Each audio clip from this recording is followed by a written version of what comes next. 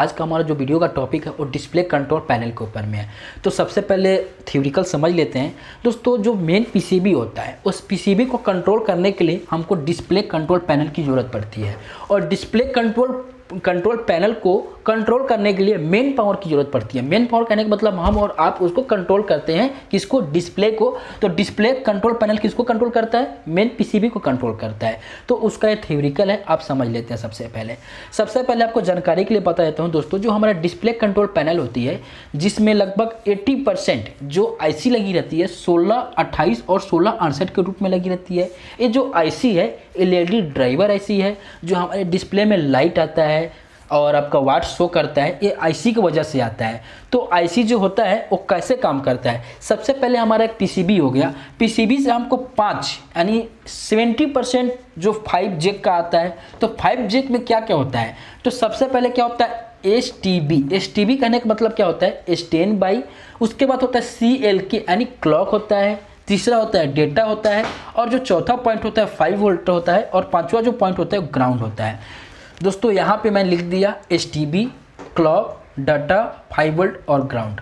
अब आपको बताया तो एसटीबी का काम करता है। जो एसटीबी होता है स्टैंड बाई कराने के लिए काम आता है। किसको स्टैंड बाई कराएगा? हमारे मेन जो पीसीबी रहता है उसमें एक आईसी लगी रहती है, उससे एक पल्स निकल के जाता है। यहाँ पे जो आईसी लगी है 1628, इसको स्टैंड बाई कराएगा। अब दूसरा क्लॉक होता है। तो क्लॉक क्या काम करता है दोस्तों? क्लॉक जो होती है, जो हम टेम्परेचर को अप और डाउन करते हैं, टेम्परेचर को सेट करते हैं, टाइमर को सेट करते हैं। जो क्लॉक जो यहाँ से एक कोड वर्ड के रूप में, एक पल्स के रूप में निकल के सीधे हमारे मेन आईसी को आता है, और आईसी वहाँ से क्या करता है? टेम्परेचर को कम ज़्यादा करता है। डिस्प्ले में तो हमको वाटेज शो करता है, लेकिन इसको एक पल्स के रूप में यानी कि एक कोड वर्ड के रूप में होता है। तो क्लॉक का काम होता है। उसके बाद होता है डेटा। तो दोस्तों आप जानकारी के लिए बता देता हूँ कि दोस्तों आप देखते हो, आप प्रैक्टिकल करके भी देखे होंगे कि कोई सा भी अगर मान लीजिए मेन पीसीबी है, अगर बजाज का मेन पीसीबी या मॉडल नंबर है नियो, अगर उसी का हम लगाते हैं डिस्प्ले तो काम करता है। हम कोई और कंपनी का उसमें डिस्प्ले लगाएंगे, कनेक्ट करेंगे तो काम नहीं करता, नहीं डिस्प्ले नहीं आता है। यानी कोई सा भी पीसीबी उस मॉडल का डिस्प्ले होना चाहिए, अदर मॉडल का उसमें यूज करते हैं तो नहीं आता है। क्यों नहीं आता है? क्योंकि उसका जो डेटा का प्रोग्रामिंग है उसके अंदर नहीं है। इसमें डेटा मैच करना चाहिए, तभी इसके अंदर में प्रोग्राम आपका आएगा, तभी आपका डिस्प्ले आएगा। ये हो गया। अब उसके बाद होता है 5 वोल्ट। दोस्तों 5 वोल्ट तो हर पीसीबी के पैनल को स्टैंड बाई कराने के लिए 1628 को क्या करते हैं? 7 नंबर पिन पे 5 वोल्ट आना जरूरी है। ये हमारे पावर सप्लाई से आता है, आईसी से नहीं आता है। हर कंपनी के पीसीबी को हर कंपनी के पीसीबी को जो डिस्प्ले वाली होती है उसको स्टैंड बाई कराने के लिए 5 वोल्ट जरूरी है। और चौथा ग्राउंड होता है। तो ग्राउंड बहुत इंपॉर्टेंट है। ग्राउंड आएगा तभी आपका ग्राउंड और 5 वोल्ट तभी स्टैंड बाई होगा, यानी पीसीबी आपका आईसी और स्टैंड बाई में होगा, नहीं चालू होगा। ये हो गया हमारा। अब बात करते हैं सबसे पहले, अगर इसमें से जो हमारा 5 जैक है, अगर कोई सा भी एक पॉइंट नहीं रहेगा तो आपके डिस्प्ले में लाइट नहीं आएगा, लाइट नहीं आएगा और ना ही डिस्प्ले शो करेगा। अब इतना होने के बाद में दोस्तों बहुत कोई कंफ्यूज हो जाता है कि कितना सप्लाई आता है। दोस्तों जो 5 वोल्ट होता है तो 5 वोल्ट प्रॉपर है, लेकिन एसटीबी, क्लॉक और डेटा हर पीसीबी में अलग अलग वोल्टेज का शो करता है। मान लो किसी में 3 वोल्ट, किसी में 4 वोल्ट, यानी आपको इतना कोशिश करना है कि 5 वोल्ट से कम आता है। किसमें? ये तीनों पॉइंट में, एसटीबी में, क्लॉक में और डेटा में। अब आईसी का डाटा शीट आपको साइड में मिल जाएगा, या आप गूगल से जाके सर्च करोगे, पिन आउट सर्च करोगे तो आसानी से मिल जाएगा। और डाटा शीट को नोट कर लो, और उसमें पूरा पिन आउट के बारे में समझा दिया है, उस आपको आसानी से देखना है। अब ये हो गया। अब हमारा जो स्विच होता है वो कैसे काम करता है, यहाँ पे देखेंगे दोस्तों। ये हमारा स्विच हो गया। अब स्विच कैसे काम करता है? स्विच में 4 पॉइंट होता है। तो 4 पॉइंट तो होता है, लेकिन आप यहाँ पे देखते हो स्विच का ए पॉइंट से सीधे एक पॉइंट, यानी क्या होता है? आपस में जंपर रहता है, यानी शॉर्ट रहता है। इसमें बचा हमको 2 पॉइंट। क्या? ये वाला पॉइंट और ये वाला पॉइंट। अब इस स्विच को ऐसे हम पुश करते हैं तो आपस में शॉर्ट हो जाता है, स्विच आपस में शॉर्ट हो जाता है। तो हमको यहाँ से एक सिग्नल जाता है, किसके? मान लीजिए यहाँ पे हमको 14 नंबर आईसी से एक सिग्नल जाएगा, किसके लिए? ऑन ऑफ कराने के लिए। और बीच में किसी पीसीबी में बीच में 1 के रेजिस्टेंस क्या लगाते हैं? 1 के रेजिस्टेंस लगा देते हैं सिग्नल के लिए। तो यहाँ हमारा 14 नंबर पिन से सिग्नल आउट होता है। फिर यहाँ से एक सिग्नल किसके लिए जाता है? हमारे डिस्प्ले में जाएगा। तो इस टाइप का काम करता है। अब जानकारी के लिए बताया तो दोस्तों यहाँ से की1, की2 ये सब का जितने सिग्नल है, जितने हमारे पीसीबी होता है, ऑन ऑफ स्विच, टेम्परेचर को डाउन करना, टेम्परेचर को बढ़ाना, ये सब का सिग्नल इस आईसी में जाता है। उसके बाद इस आईसी से आउट होके हमारे डिस्प्ले कंट्रोल में जाता है, जो वहाँ कोड वर्ड में शो करता है। और उसके बाद मान लो जो हमको जो आईसी से सिग्नल आता है मेन पीसीबी के लिए मात्र एक ही आता है, जो टेम्परेचर को हम डाउन करते हैं अप करते हैं उसका ही सिग्नल आता है क्लॉक के माध्यम से। ओके, अब हम क्या करेंगे, थोड़ी सी जो टच पैड है उसके ऊपर बात करने वाले हैं। दोस्तों इसमें क्या होता है कि बहुत सारे इंडक्शन में सिर्फ सिंगल आईसी लगा रहता है, उसमें क्या रहता है एलईडी ड्राइवर यानी डिस्प्ले आईसी रहता है, उसी में टच आईसी रहता है। किसी में आप डबल आईसी देखते हो तो उसका मतलब क्या होता है कि एक डिस्प्ले आईसी होती है, एक टच आईसी होती है।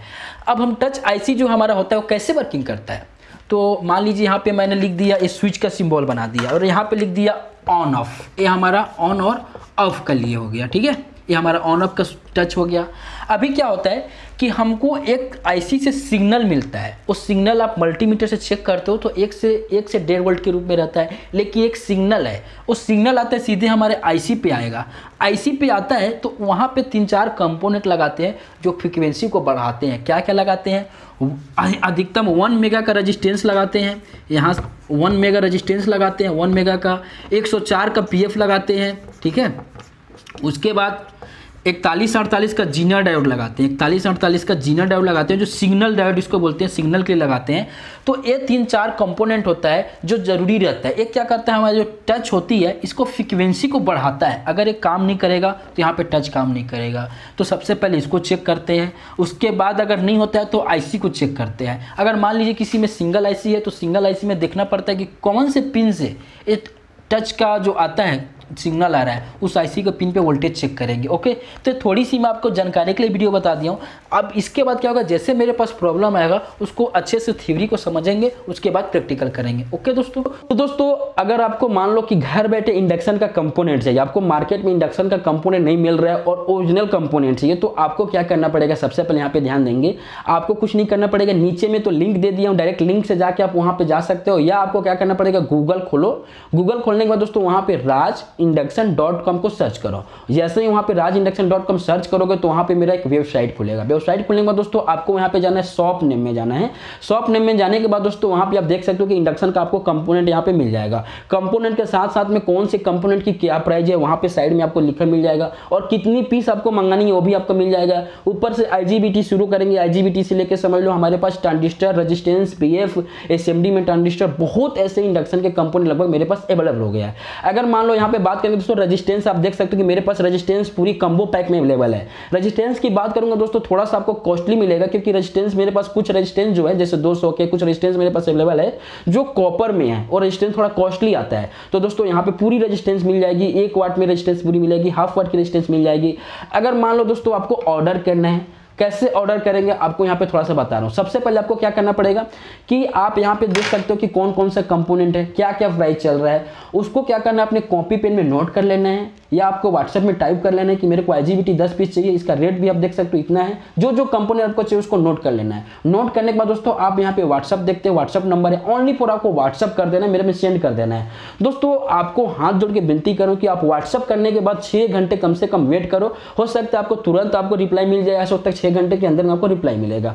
वहां पे दोस्तों एक बिल सेंड करूंगा, बिल को वहां पे चेक कर सकते हो, और बिल सेंड करने के बाद दोस्तों अगर आपको मान लो मेरे ऊपर भरोसा है तो आपको पैसा पहले पे करना पड़ेगा। नीचे में मेरा बिल के नीचे में अकाउंट नंबर होगा, फोन पे, गूगल पे नंबर होगा, वहां पे पैसा पे करने के बाद दोस्तों वहां पे नीचे में लिखा हुआ है कि पैसा पे करने के बाद में दोस्तों आपको 24 घंटे के अंदर में आपका सामान जो होगा डिस्पैच कर दिया जाएगा, और 10 से 15 दिन तक वेट करना पड़ेगा। उसके बाद दोस्तों 10 से 15 दिन के अंदर में आपके घर तक पहुंच जाएगा जो आप एड्रेस मेरे को दिए रहोगे।